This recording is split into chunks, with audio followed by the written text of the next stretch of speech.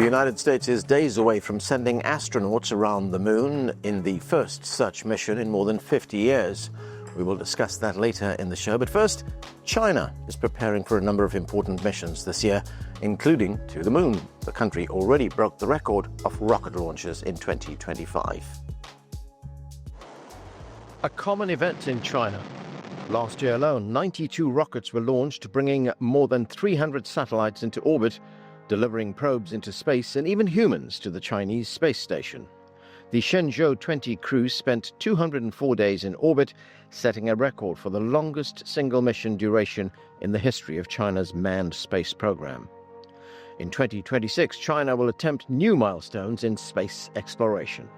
The Tianwen-2 probe, launched last May, will aim to reach the mysterious asteroid Kamoleva and return with images and samples.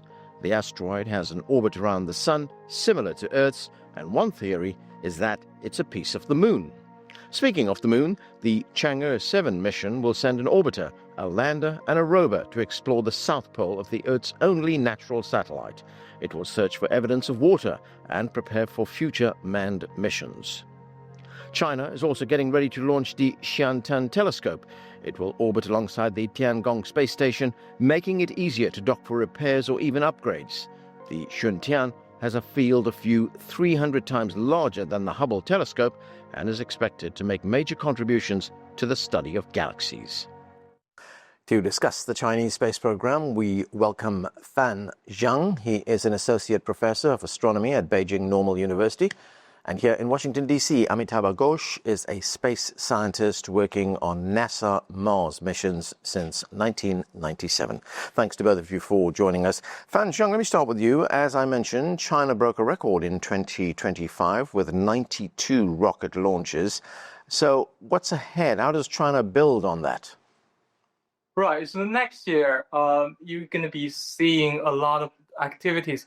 First, in terms of launch vehicles, there will be over 10 new rockets. Among them, the Long March 10 rocket that will be used for going to the moon. So the a sort of straight down but reusable version of that will launch towards the end of the year. And also there are a lot of commercial companies launching their reusable rockets. So at the end of the year, you may have China may have a bunch of reusable, cheap ways of launching into space. So I think that's the most important thing, building the capabilities for even further developments. So Fan Zhang, are most of these launches that we are going to be seeing, will that be to put satellites up in space, or will they be also used extensively for space exploration? So there is the deep space aspect of it. For example, the Long March 10 has two versions. The more powerful version has 3 first-stage rockets bonding together, kind of like the Falcon Heavy being like 3 Falcon 9s bound together. So that will be used for sending humans to the moon. But there's also a stripped-down version that's for low Earth orbit, and also the commercial ones are also mostly for low Earth orbit. So China is going to be launching a lot of satellite communication constellations up into space. So cheap way of doing that is paramount at the moment. Amitabha Ghosh, good to have you with us. Now, those launches that I spoke about, 92 and even more in 2026, a little more than half, 50, will be commercial. That shows the sustained and rapid growth in this sector in China, and there's been research and tests in reusable launch vehicles. It's also advanced very rapidly in the past year. What does this tell us about the technology and the advances in technology that we are seeing in China? Right. So I think it's a general trend. So it's I think globally you see this trend of reusable launch vehicle, and the reason is very simple. If you reuse the launch vehicle, you save maybe 90 or 95% of the cost. So even in the US market, you'll see like SpaceX has dominated and Falcon 9 is dominating the launches. It's because you make this at a very economical price if you reuse the launch vehicle naturally. And so Blue Origins, for example, is also trying to do that. So China's foray into reusable launch vehicles is very exciting. And so I think if you go 10 years later, just like electric vehicles is the rage in the automotive sector, reusable launch vehicles will be the standard going forward. All right. And Amitabha, in terms of these reusable vehicles being used, are they far more powerful in terms of reach and also in terms of durability? No, I think the reach is perhaps the same. I mean, you're just reusing. See, when you had like 10 years back, you make a launch vehicle, the launch vehicle gets destroyed, you go back to the factory, you have to make another one, and then that gets launched. So that there's a finite time required to assemble it. Here, the launch vehicle comes back and it goes again. So you have to be very careful how it comes back, and it has to land somewhere. It may be a raft in the ocean, it may be on Earth, but the reach is the same. I mean, it's just that you choose not to destroy it, you choose to reuse it. So the reach, it is equally powerful. It's everything is the same, but it just is being reused. Zhang, getting back to what's in store for this year in the Chinese space program. Last year, China launched a probe, the Tianwen-2, which will get really close to this very mysterious asteroid, which is known as Kamoleva. What is the importance of that mission, and what do we know about this asteroid? Right, so that's the choice of that particular asteroid is mostly because it's easier to get to. It's kind of a pseudo satellite of Earth. It doesn't orbit Earth per se, but it's orbiting the sun with the same velocity as Earth, so it stays close to Earth. So it's easy to get to and get back all in one go. That's the main reason. But this asteroid being in such an interesting sort of syncrasy with Earth may be due to it being part of the collision that formed the moon in the first place, which means scientifically it's fantastic if you can go there and collect some samples, and if that samples looks anything like the moon, then best theory holds water, and then we learn a lot more about how the Earth-Moon system is formed, and from that you can infer further geological information on these two sort of celestial bodies, and that would boil down to interesting knowledge about Earth. So what you're saying, Zhang, that this could be a piece of the moon that broke up at some point and is now orbiting on its own. Right. So the leading theory for how the moon forms is a Mars-sized protoplanet hit Earth and then sort of smash everything to pieces. And then some of the pieces close enough to Earth forms the moon. And during that process, some piece may not stay close enough and just fly off. And this could be, this is one theory. It may or may not be valid, but it's interesting enough to go and take a look. Amitabha Ghosh, China will also launch a mission to the moon. It will have an orbiter, a lander, and a rover as well. That rover will be used to explore the surface of the moon. Now, it will search for evidence of water. This is on the south pole of the moon. How significant is that? Well, so we have found ice on the moon at the Shackleton crater. Why is ice water so important? Imagine doing a moon mission or setting up a base there and you're having to carry all that water from Earth. So having ice and having a way to access that ice for water is very, very critical to the success of a lunar base or for a long-term human mission. So that is why the race for water is so critical. And the Shackleton crater is of interest for the last 20 years, and it has been imaged. So there are some permanently shaded areas of the crater where there may be ice. So I think it's very exciting. I think China and the US and India and multiple nations are trying to study the South Pole because of this reason. Zhang, of course, these missions into space will also be carrying payloads, scientific instruments in most cases, and these scientific instruments will come from many countries. They will come from Russia, Egypt, Bahrain, Italy, Switzerland, and Thailand all have experiments on board these flights. How important is this kind of international cooperation?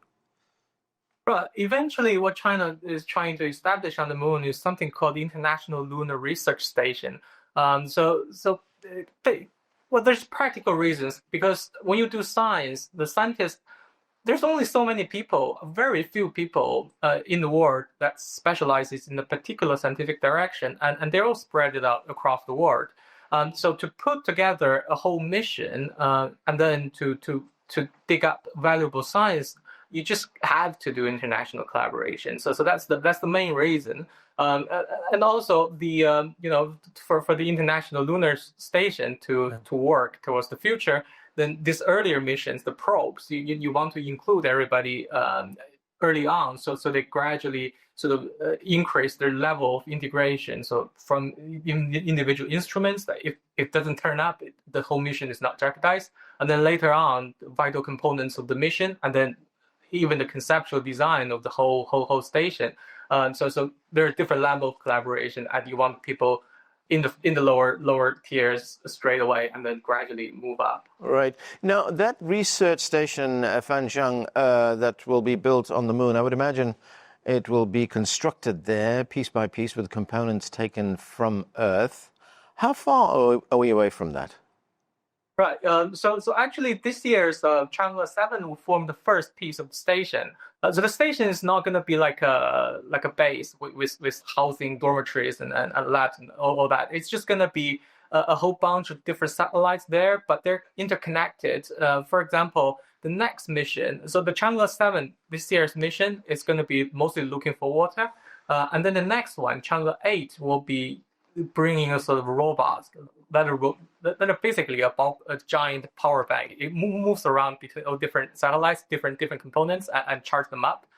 So once all this different infrastructure is in place, the humans will go, and then that'll be before 2030. And after that, there will be likely 2 more technology demonstration missions, bringing things like communication towers, and all these little pieces, they linking together, they form the basic form of the station. So that already been in there before. Right. 30. Yeah. Amitabha, let's talk about the Shuntian telescope. Now, it's about the same size as the Hubble, as I mentioned, but it has a view that is 300 times larger. So what will that tell us? I mean, how deep would we be able to look into space? We will be able to, so the field of view is much larger, but we will have data of the universe. And why is this so interesting and important? All these space telescopes that we have sent, right?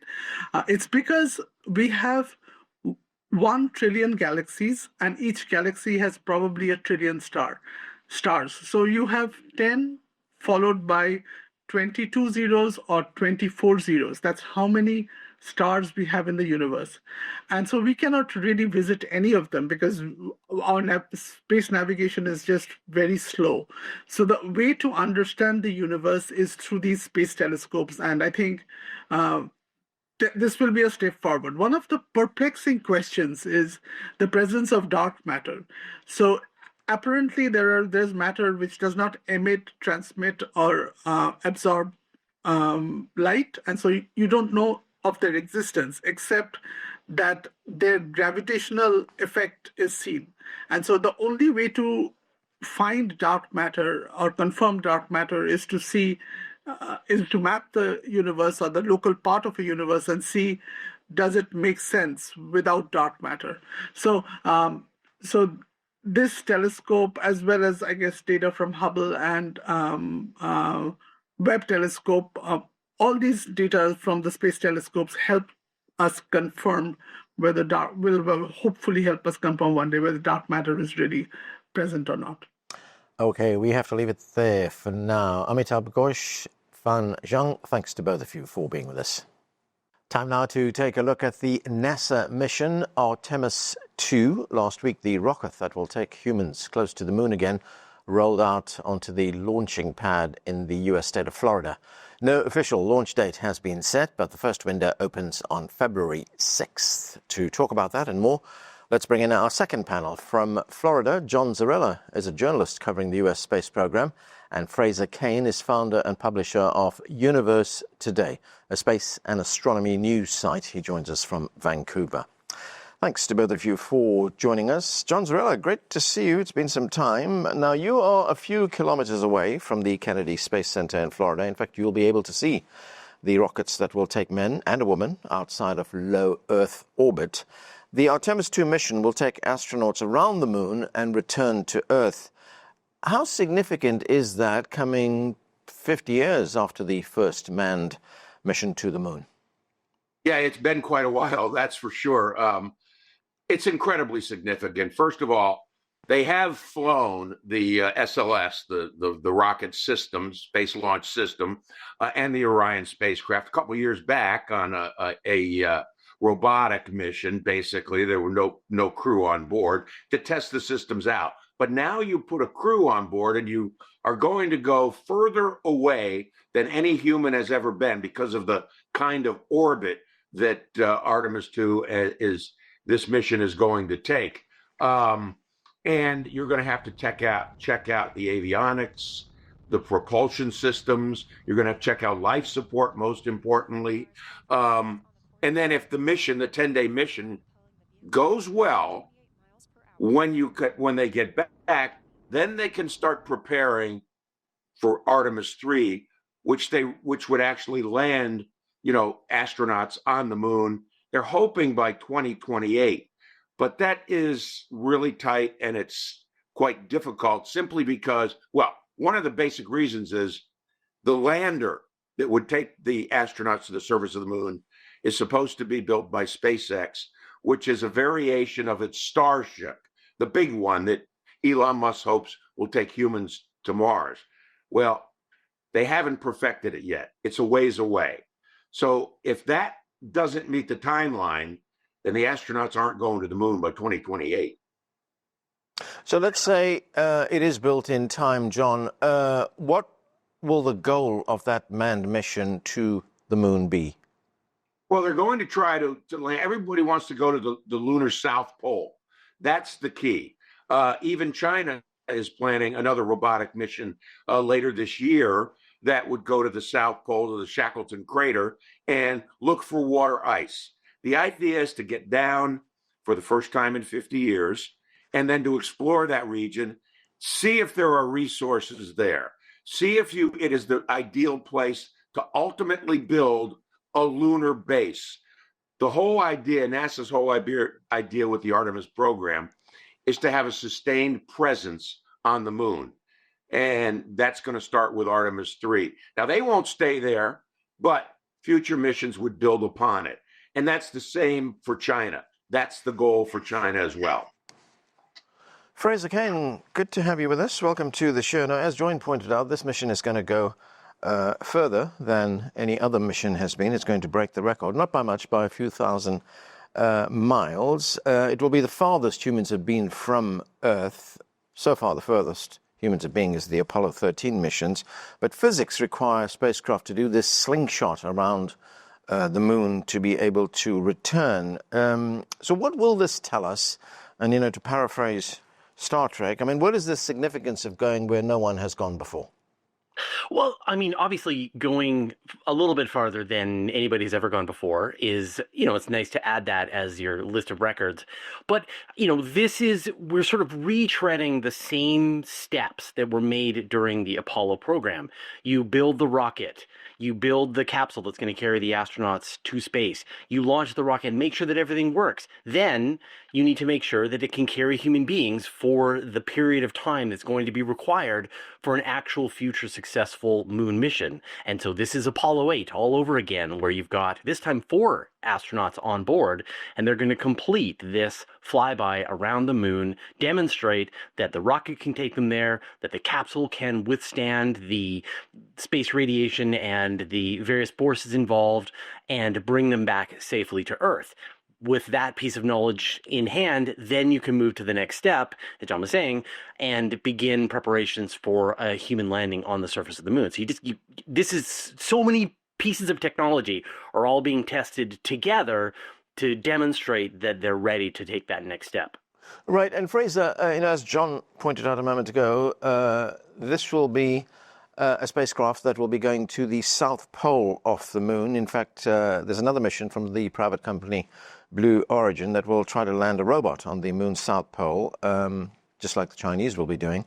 It's near the Shackleton crater. So explain to us the importance of this part of the lunar surface.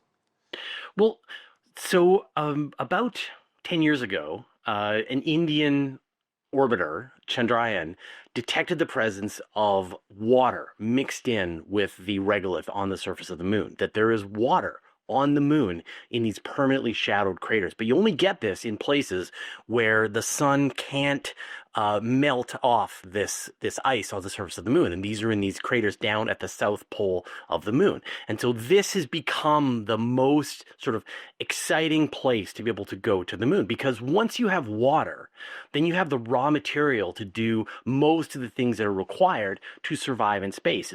You can turn water into propellant. It is the same, hydrogen and oxygen can be turned into a propellant. You can use it for drinking. You can use it for breathing. You can use it for growing food. Like, there's all of these reasons why water is so important. And if you want to support some future space-based infrastructure, you want to be able to get access to water in a place that is not on the surface of the Earth, where you have to launch it out of our enormous gravity well every time.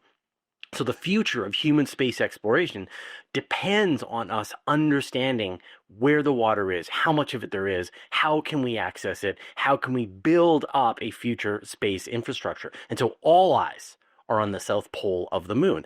As you mentioned, not just what the Americans are planning, the Chinese have done the same. In fact, the Chinese have delivered a sample from the far side of the moon with one of their previous Chang'e missions. So everyone is planning this. Now with Blue Origin, there's a lot of sort of future landers, as well as a lot of what's part of NASA's commercial launch payload services program, where they're delivering a whole bunch of robotic missions to the surface of the moon to try to better understand this in preparation for that future when humans actually set foot at the south pole of the moon. John, I want to talk about some of the plans that Elon Musk has for space. But first, what is your view on the U.S. return to the moon? I mean, why now? What is driving this mission? Well, I think it came down to the fact that, I was guilty of it as well. I mean, over the years, we always said, why do we need to go back to the moon? Why don't we just go straight to Mars? What was the holdup? Should have kept doing it. A lot of Apollo astronauts had told me over the years, they regretted the fact that the Apollo program didn't continue and that it wasn't built upon, and we didn't go, start making plans to go to Mars then. But the reality is, and Fraser pointed it out quite well, that you really need to do all of these other things first. If you're going to go to Mars, you better have a good idea of what it's going to take to live on Mars, to grow food on Mars, to survive on Mars. So that is, and that's exactly what both the United States and China are doing.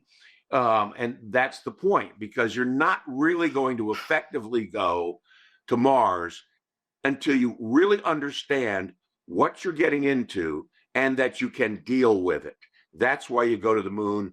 That's why you build ultimately a moon base there, and practice all of the things that you would need to do to go to Mars. You perfect them on the moon.